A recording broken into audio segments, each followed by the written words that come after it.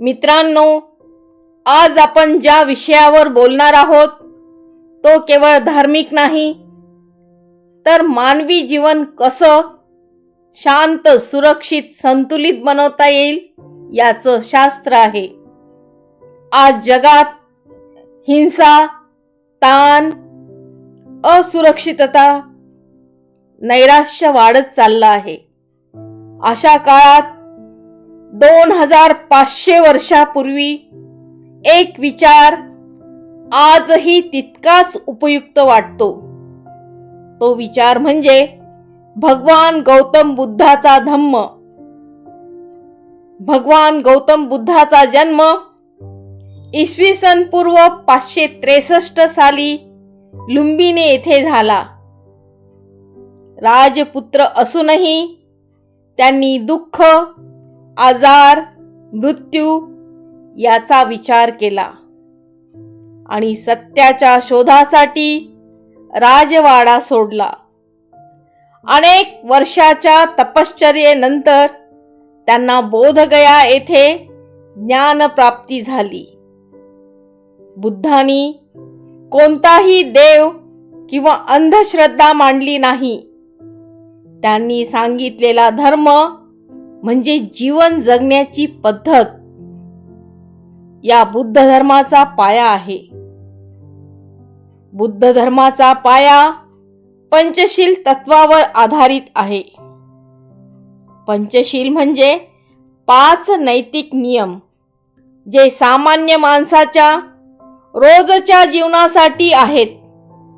हे नियम फक्त संन्याशासाठी नाहीत, तर गृहस्थ, विद्यार्थी, नोकरदार, पालक सर्वांसाठी आहे.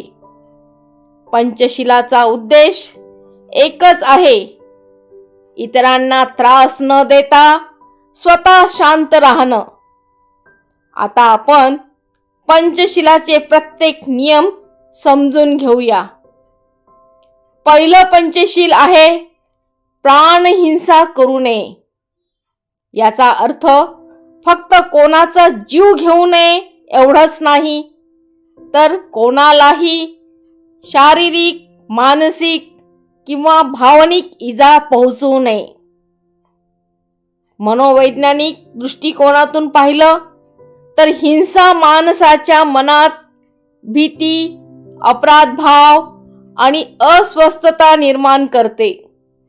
उदाहरणार्थ, एखादा प्रौढ माणूस रागाच्या भरात कोणावर ओरडतो किंवा मारतो, तेव्हा काही काळ समाधान वाटतं, पण नंतर गिल्ट आणि ताण वाढतो. तसेच किशोरवयीन मुलांमध्ये बुलिंग किंवा मारहाण किंवा ऑनलाईन ट्रोलिंग केल्याने समोरच्या व्यक्तीला ट्रॉमा मिळतो आणि स्वतःच्याही मनात कठोरपणा वाढतो. बुद्ध सांगतात, अहिंसा म्हणजे कमजोरी नाही, तर ती मानसिक परिपक्वता आहे. दुसरे पंचशील आहे जे दिलं नाही ते घेऊ नये, म्हणजेच चोरी करू नये. याचा अर्थ फक्त पैसे किंवा वस्तू चोरणे नाहीत, तर दुसऱ्याचा वेळ, विश्वास, कल्पना किंवा श्रेय चोरणं सुद्धा चुकीचं आहे. सायकॉलॉजी सांगते की चुकीच्या मार्गाने मिळालेली गोष्ट मनाला कधीच समाधान, शांतता देत नाही.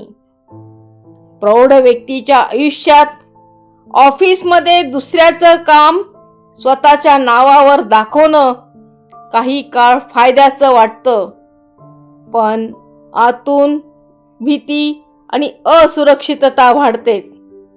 तसेच किशोरवयीन मुलांमध्ये परीक्षेत कॉपी केल्यावर मार्क्स मिळतात, पण आत्मविश्वास वाढत नाही. बुद्ध सांगतात, प्रामाणिकपणा म्हणजे मनावरचं ओझं हलकं करणं. तिसरं पंचशील आहे कामवासनेत संयम ठेवावा. बुद्ध धर्मात याचा अर्थ जबाबदारीशिवाय, अतिरेकाने किंवा दुसऱ्याला त्रास होईल अशा प्रकारे वागू नये असा अर्थ आहे. मनोवैज्ञानिक दृष्टिकोनातून आपल्याला पाहिलं तर असं लक्षात येईल, अनकंट्रोल्ड डिझायर माणसाला इम्पल्सिव्ह बनवतं. प्रौढ व्यक्तीच्या आयुष्यात नातेसंबंधांमध्ये फसवणूक केल्याने ट्रस्ट तुटतो, गिल्ट वाढते आणि मानसिक अस्थिरता निर्माण होते. तर किशोरवयीन मुलांमध्ये चुकीची माहिती, सोशल मीडियाचा प्रभाव यामुळे संभ्रम निर्माण होतो. भगवान गौतम बुद्ध सांगतात, संयम म्हणजे दडपण नाही तर शहाणपण आहे. चौथे पंचशील, असत्य बोलू नये म्हणजे खोटे बोलू नये. खोटं बोलणं हे मानसिक ताणाचं मोठं कारण आहे. एक खोटं लपवण्यासाठी अनेक खोट्या गोष्टी सांगाव्या लागतात.